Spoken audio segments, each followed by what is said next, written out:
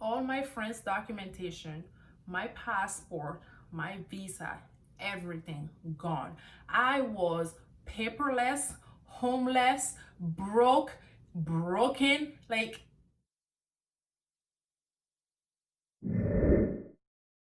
well, hello, welcome back to my channel. Today, we're gonna be talking about something that happened to me when I was in Paris.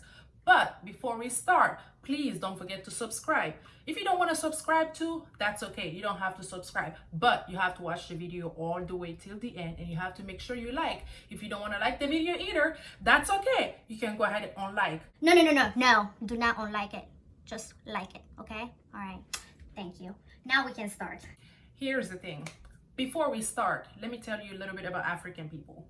My dad had a friend, and in Africa, when you have a friend and you guys are good friends, you end up calling that person your sister, your brother, pretty much your family member, but black family member. So when it was time for me to move from Africa, Guinea precisely, to Europe, guess what?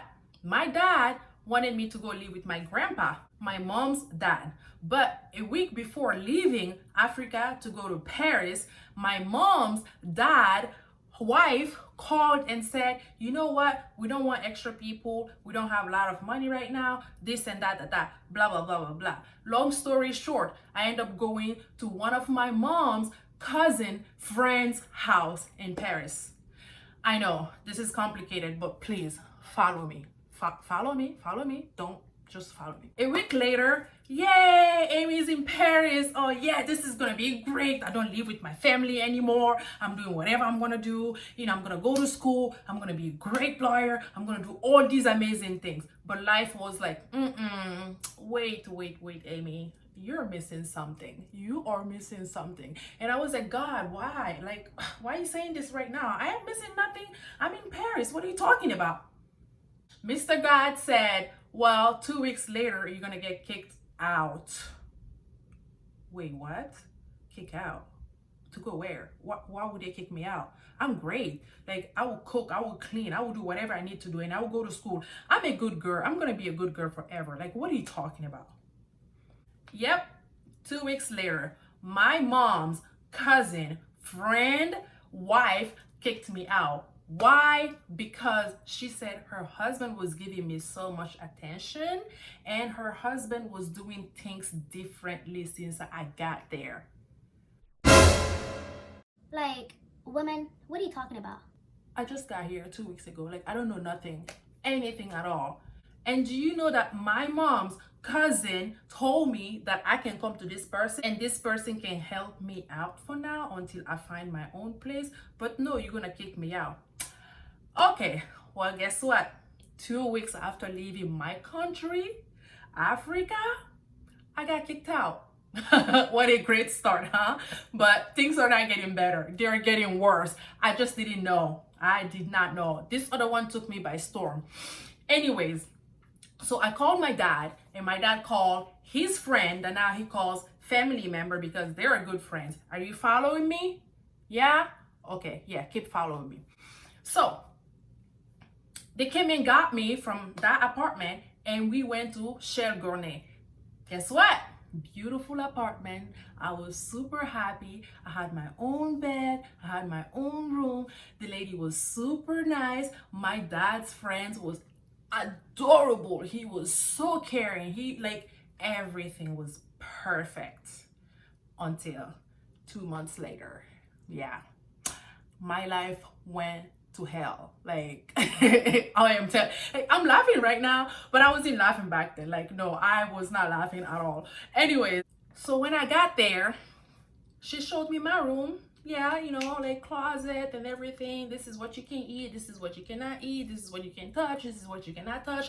All the good stuff and all the, normal stuff that you show people when they move in your house. You know what I mean? So I was super happy, super thankful. And then, I started going to school. It was far from my school because I had to take 3 different trains and go there. But still, I was super duper happy. Then 2 months later, this woman started showing me her true color. Let me tell you something. When you leave your country, you leave your family, you leave everything that you know, and you come somewhere where you don't know anybody at all, you have to readjust yourself from head to toe, everything. But here's what happened. I was going to school to finish my master's degree in private international law. That requires a lot of school time, a lot of study time, a lot of researches, and I wasn't used to that school system. So I had to readjust my whole entire life, my whole entire routine. Everything that I knew, I didn't know at that point. Like everything was gone, gone, gone, gone. I was like a blank paper, white paper, nothing. So this woman saw this and took full advantage of me. But I didn't know she was taking advantage of me until this situation happened. Fast forward. She asked me not to go to school to take care of the kids because she was going to Africa on vacation. That's one.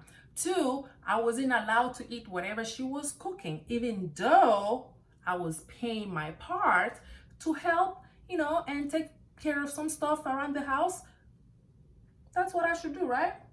Sometimes I will go to school and come back, no food, or if they cook their food, they will just put it in the freezer so I don't have to touch it. So I will go to bed hungry, and then sometimes again, I will be home doing my homework and I have to stop whatever I'm doing to take care of the kids. She had 4 kids, shower, give bath to the kid, feed the kids, do laundry, clean the house, go to bed super late, get up the next morning, go to school, come back again and do it all over again and again and again and again. And the day I decided to tell her, listen, I need time to study because my grades are not looking good and this is not why I'm here. I need time to study. You know what she told me? She said, woman, this is not how things happen in Europe. If you're here, you live in my house, my rules. If you can't do that, you can go out. Go out where? I don't know where to go. Oh no, I didn't mean go out. You can get out of my house. And I was like, oh, maybe she's drunk tonight, so maybe, yeah, no, she's drunk. She's not herself. No, she was herself. I was like, I'm dead serious. She was herself. But I was so naive. I didn't know at all. So I was like, okay, whatever. Like, I'm not going anywhere. Like, oh, look at that. Like, no, my dad and your husbands are good friends. Like, no, this is not going to happen. Like, whatever. But 8 months later, she kicked me out. Yeah. But before she kicked me out, this woman went and grabbed my debit card, took all the money that I had in my account, all the money that my dad gave me to save for myself and for my school. She took everything. And the day she told me that she needed me out the next day, that night I was cleaning, like I was mopping the floor. And I didn't know she took my card and did all this stuff because she did that as soon as I got home from school. I put my bag down, she grabbed it and went and did whatever she needed to do and came back. Yep. I was so devastated. I was surprised. I was like, this can be happening. Like, what did I do to you? What can I change something? Like, what did I do wrong? Just let me know because I don't know where to go. It's time for me to go to school. Like, my final exam is almost like 2 or 3 weeks ago away. I don't remember it anymore. But she kicked me out. Yeah. So I almost slept on the street. Luckily for me, I called a good friend of mine. Well, technically he wasn't a good friend of mine. He was my ex, but he was married and he was living with his wife, which was fine with him and the wife too, because we were all good friends at this point. So I had to move to Belgium. I went there and I stayed there for about 2 to 3 months before I was able to find a place in Paris where I was able to stay. I didn't take my exam because I was living in Belgium, but my school was in Paris and I couldn't afford to go back and forth. And I explained what happened to my dad, but I'm just gonna be honest with you guys. His friend asked me to sleep with him. He did. And I told my dad and he was so freaking pissed. But if you know my dad, you know that he doesn't get mad at all. He's like the calmest and coolest dad ever. And when he's mad, he tries his best again to control his emotions and all that stuff. So it was hard, but at the same time, I was just like, you know what, whatever is meant to be is meant to be. It is what it is. I don't care anymore. I'm gonna find my house, whatever. I don't care. You know what, I'm even about to move to America, so whatever happened will happen. Anyways, me being in Belgium, I forgot to tell you guys, before all these things happened, I had already applied for a USA visa to come here, and the process was going to take between three months to 6 months. So all my address, everything was right there, my old place where I was living with this woman and her husband. So when this thing happened and I moved to Belgium, I called the embassy and I told them, listen, I don't live there anymore, but you can still send my stuff there. And that was the biggest mistake I've done ever. Why I went ahead and called, because I told the woman, I'm like, listen, my paperwork will be here and I don't have any other place to send my papers. Like, I don't have any address. This is where I can send my paper. And she said, yes. She reassured me, when your paper come, I will give it to you. I promise. And I was like, okay, I trust her. I believe her. I was like, you know what? She kicked me out. No hard feelings. She just doesn't want me in her house anymore. It's okay. It's all good. I can still use her address. Amy, what the hell did you do to yourself? I wish I knew, but it's too late. I can't. So the embassy, the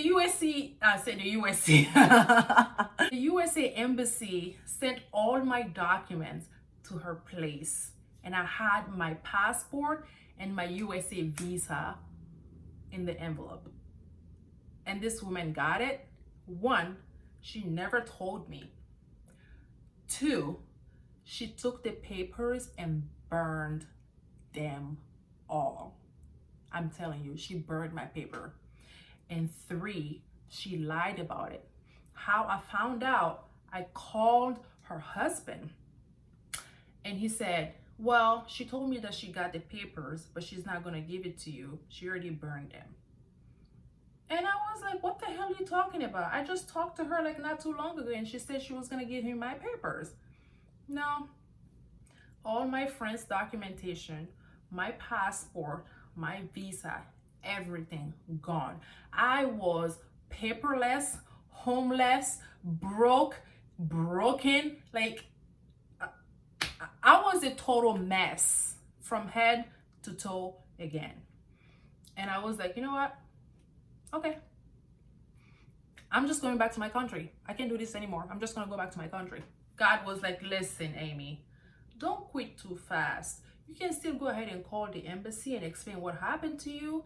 And maybe so, they will help you out, which I did. So I called the embassy and they resent all the papers. So instead of, the process taking 3 to 6 months, it took over a year. But thank God, everything happened and they sent my papers and I finally end up, moving back in Paris, and I found my own apartment. I found my own place, my own bed, my own kitchen, my own everything. I was happy. I found a job. I went back to school, and after everything, I went back to my country again to say hi, say hello to everybody. I gained a lot of weight though, because I was heavy. I was up to 185, 187 pounds. How I know that? Because when I moved here, I weighed myself and I was between 185 to 187 pounds. I will try to find a picture and send it to you guys, because I was eating whatever I wanted to eat. I didn't know much about sport or what to eat or what not to eat. I was just overeating, to be honest. I was so stressed. I was crying every day. Sometimes I would be in my class and cry. Sometimes I would take my exam and I'd just forget about everything. And I didn't want to talk to people. I didn't want to see anybody. Like, it was total, it was just devastating. Like, I was a freaking mess. But here's the good thing about this thing. Whatever happened to you in life, whatever you are going through right now, whatever you went through, or whatever is about to happen to you that you don't even know and you're not even ready for it, there's one thing and one thing only that I can tell you. Never, ever, ever think about quitting or think about giving up on yourself. that's the last thing you want to do. Everything happens for a reason. And in this life, we never get a break. And we will never ever get a break. It's one thing after another, or two things after another. It's just continuous things, like all over again. But I am a believer. I believe that everything happens for a reason. And I do believe too that we learn from our own mistakes.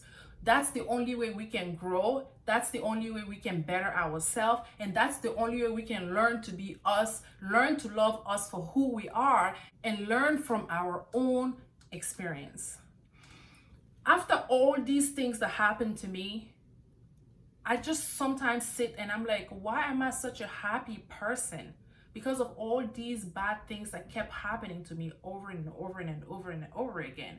And I never had a break in my life. Like, I feel like everything that I want in life, some people get it so easy, but for me, I just have to struggle and struggle and struggle and struggle.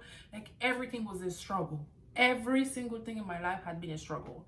But never in my mind, ever I said, I'm gonna give up. I am not going to give up until I'm a freaking millionaire. And even when I'm a freaking millionaire, guess what? I ain't giving up. I'm just enjoying by then, but I'm not giving up though. So yeah, that's a little story that I wanted to tell you guys, because some of you guys know me, you know, as a wrestler, as somebody who works out, as somebody who's from Africa, as this girl that you met and you liked her, or this girl that you met and you thought she had an RBF face. And you know, like, it's just so many people know me from different aspects and different personalities, but at the end, I am who I am. I am me. I am Aminata Silla. I am Queen Aminata. I am Amy. I am Amizo. I am Ami. I am who I am. I'm all these things all together, but I am one person. And if you're feeling depressed, if you're feeling down, things are like super duper hard, like you feel like you cannot get out of this at all, let me tell you, God is just testing you. He is testing your strength. He is testing your patience. He is testing your level of commitment. He is testing all these things in order for you to know what you're gonna do when you make it big. So feel sorry for yourself, but never give up on yourself. Feel bad for yourself, but never ever think that, oh my God, I am not worth it. Oh my God, this should not happen to me. Oh my God, I cannot do this. Hell to the freaking no. We can do whatever we want to do, and we can do it even better. So yeah, I know this is so crazy. Now that I'm thinking about it now, it's amazing how I got to go through all these things when I was super young. But I'm super happy that I went through it, because it made me who I am today. So yeah. Anyways, guys, thank you guys for watching. And if you like story time, just let me know, comment below, and we can have more story times. I don't care. I will sit here and talk to you guys all day, every day with my accent. And yeah, thank you guys. Bye.